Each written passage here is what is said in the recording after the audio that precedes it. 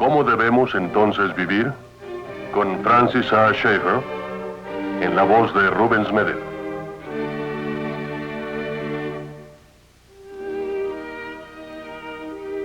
Hoy presentamos la era científica.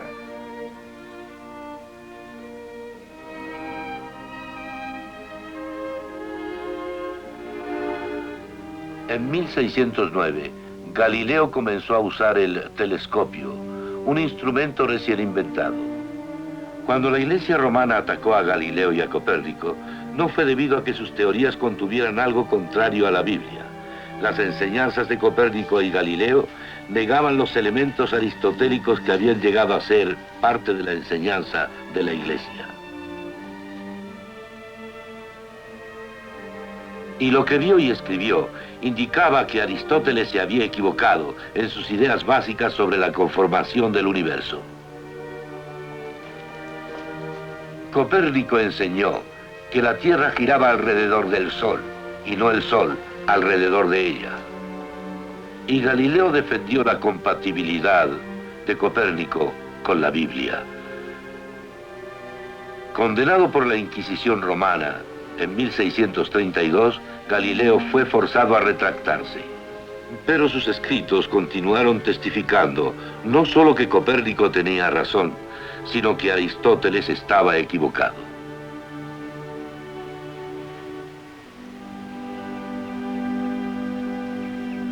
Blaise Pascal llevó un tubo de mercurio a una montaña y midió los cambios en el nivel del mercurio de acuerdo a la altura.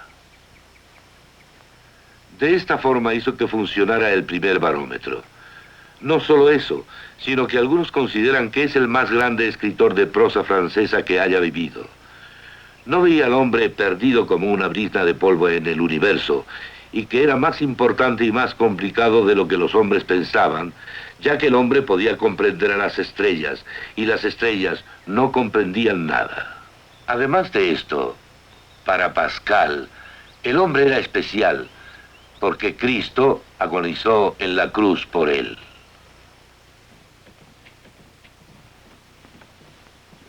Lo que tengo en mi mano no es la proverbial manzana que supuestamente cayó sobre Newton. Lo que tengo es un objeto pesado que podría haberlo acogotado. En cuanto lo suelte mi mano, caerá al suelo. Pero escuchen, ¿qué fue ese segundo sonido? Escúchenlo de nuevo. Lo que oyeron, claro, es el eco.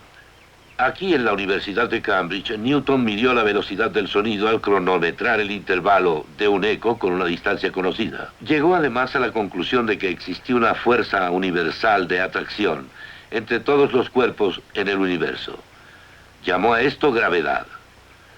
Los principios matemáticos de la filosofía natural de Newton se convirtieron en uno de los libros más decisivos en la historia del pensamiento humano. Se ha dicho que los científicos del siglo XVII tuvieron interés en el cómo, pero no en el por qué. Falso.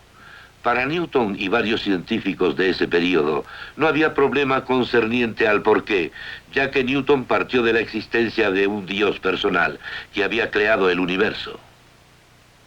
Newton tenía un gran interés en la Biblia, porque en su concepto, el mismo Dios que había creado el universo dio a los hombres la verdad en la Biblia. Newton y los otros hombres de ese periodo hubieran quedado azorados de cualquiera que tuviese una obsesión por el cómo, sin tener un interés profesional en el porqué. Francis Bacon, abogado, escritor y Lord Canciller de Inglaterra, enfatizó la observación cuidadosa y la recopilación sistemática de información para desentrañar los secretos de la naturaleza. Él consideró la Biblia en serio, incluyendo la histórica caída, la rebelión del hombre en la historia. El hombre por la caída perdió al mismo tiempo su estado de inocencia y su dominio sobre la creación. Ambas pérdidas, sin embargo, pueden incluso en esta vida ser separadas en alguna medida. La primera por la religión y la fe, y la última por el arte y la ciencia. Para estos fundadores de la ciencia moderna, el hombre, incluyendo su ciencia, no está solo. tiene que considerar en serio la enseñanza de la Biblia en lo referente a la historia y el cosmos.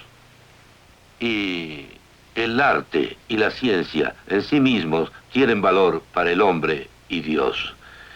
Esto brindó un fuerte ímpetu a los cambios creativos de la ciencia. No para ser meramente algo pasajero, sino algo continuo. Dios mismo había dado con benevolencia el dominio sobre la naturaleza a los hombres. Y para Bacon, la ciencia tenía parte en esto. El indagar sobre el mundo era valedero, porque significaba investigar la creación maravillosa de Dios.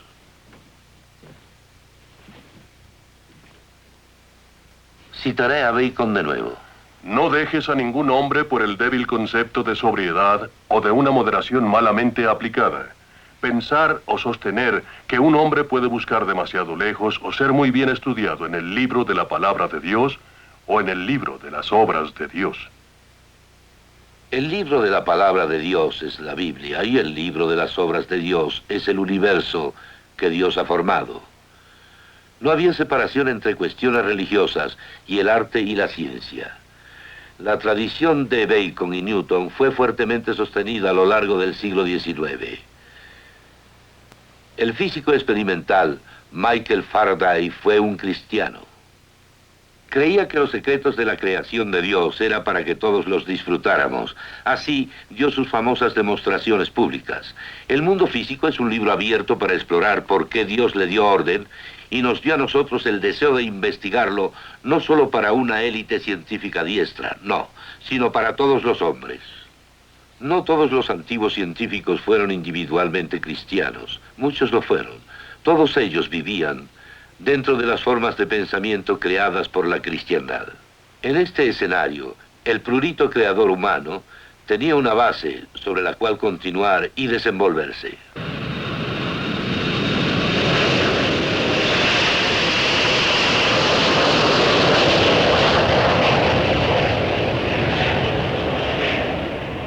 Al saber que el universo había sido creado por un Dios razonable, los científicos, sobre una base cristiana, fueron capaces de desenvolverse con confianza. Esperaban así poder investigar sobre el universo mediante la observación y la experimentación. Sin esta base, o este fundamento, la ciencia moderna occidental no hubiese nacido. Sin esta base, la ciencia china, aunque con promisorios comienzos, jamás obtuvo madurez. No se tenía confianza en que el código de las leyes naturales pudiese ser descifrado y leído, porque no existía la seguridad en que una divinidad, inclusive más racional que nosotros mismos, hubiese formulado alguna vez tal código capaz de ser leído. Esto fue dicho por Joseph Needham, un experto en este tema. Lo mismo se diría sobre los árabes y su ciencia. Sin una base cristiana, se desinteresaron en la ciencia con el tiempo. La base cristiana entonces no obstaculizó a la ciencia. La base cristiana hizo posible la ciencia moderna. En 1962, J. Robert Oppenheimer dijo que la ciencia moderna nació de la forma cristiana de vida. Su campo era el de la energía atómica. Era también director del Instituto de Estudios Avanzados en Princeton. Alfred North Whitehead, un reconocido matemático y filósofo, dijo que el cristianismo fue la madre de la ciencia. Esto lo sustentaron, por supuesto, en la Iglesia pre-reforma y luego en las doctrinas de los reformadores. Ambas sostenían que el universo fue creado por Dios y Él es un Dios razonable, como la Biblia dice que lo es. Podemos preguntar, ¿no es la ciencia ahora en su nuevo estado en el que el concepto de un universo ordenado ha desaparecido? Frecuentemente se dice que la visión del mundo de la relatividad, en donde no hay valores absolutos y que todo es relativo, es apoyada por Einstein en su teoría de la relatividad. Pero esto es falso. Einstein dijo que la luz viaja a velocidad constante en el vacío en todas partes del universo. Así pues, nada es menos relativo que la teoría de la relatividad. El mismo Einstein se opuso con fuerza a este tipo de pensamiento. No puedo creer que Dios juegue a los dados con el cosmos. En realidad vivimos en un universo de causa y efecto. Si este vehículo espacial ha de volar, tiene que construirse de acuerdo al orden existente del universo. Cuando algo pasa, no importa que sea en lo que creamos, buscamos algo que pasó previamente como una explicación. Si no fuese posible, nada podría explicarse y la ciencia no podría ser aplicada con entera confianza. Puesto que vivimos en un universo donde la causa produce el efecto, este vehículo espacial puede volar miles de millas y aterrizar con exactitud en el blanco. Causa: el vuelo de la aeronave está trazado. Efecto: aterriza donde debe hacerlo. Sabemos que vivimos en un universo que es más complicado que los hombres, incluyendo a los científicos, que una vez se pensó que lo fueran, pero eso está muy lejos del concepto de un universo fortuito. ¿Qué visión del mundo tenían Galileo, Newton, Faraday y otros científicos que coincidían en una base cristiana?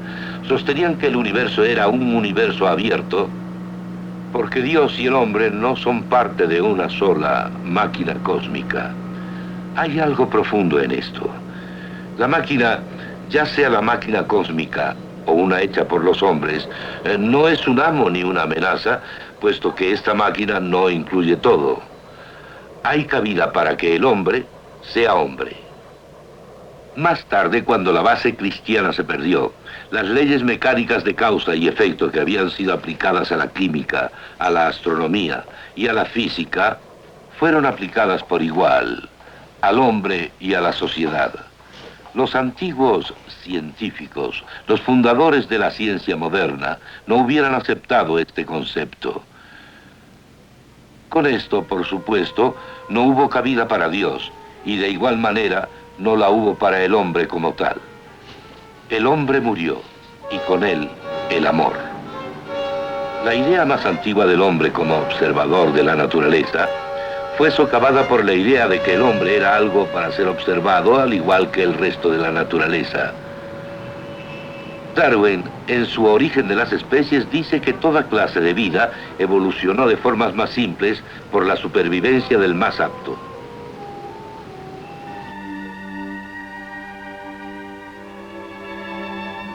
No hay lugar para el amor en un sistema totalmente cerrado de causa y efecto. Y no hay lugar para la moral. Y no lo hay para la libertad humana. Ni tampoco para la importancia del hombre. El hombre se vuelve un cero. La vida se vuelve absurda, sin sentido.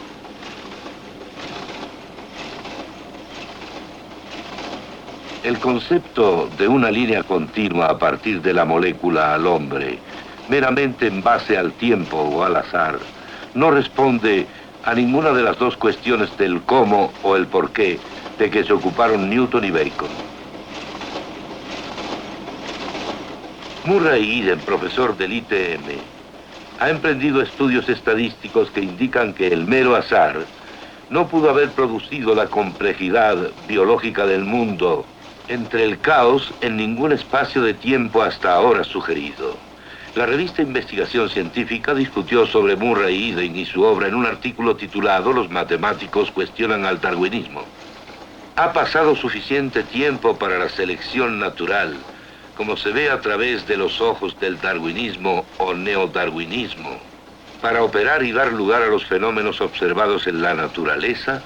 No, dicen estos matemáticos.